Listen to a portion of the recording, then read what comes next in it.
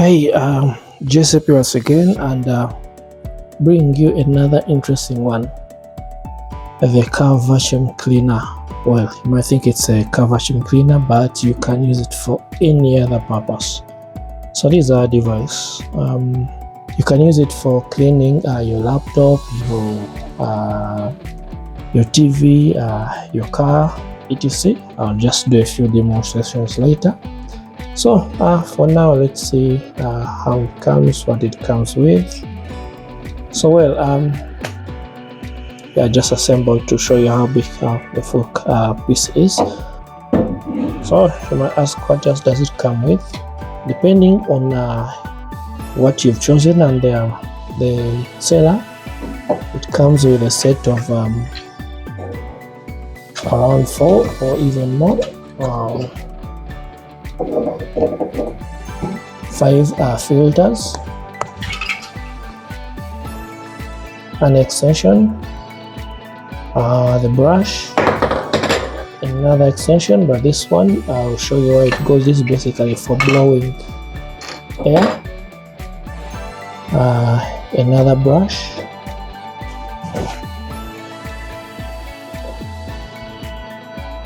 in case you want to blow with a lot of pressure, this one can do. The charging cable, C-type to a normal USB, and you also get to have we have another in case you want to do low pressure, bigger opening. And depending on where you bought it, it also comes with a bag manual. Now it's important to note that you can get the same device, or you can get a different one. This one specifically, it's ST6645 wireless vacuum cleaner, or I think they call it wireless because it has its own battery. So meaning right now I can turn it on. Those are the specs. Once you can look at all these details yourself. This is the suction bit. You put the filter, make sure it sits very well. That's that. Then you align it and lock. That's it, it's complete. To turn it on, you just press hold.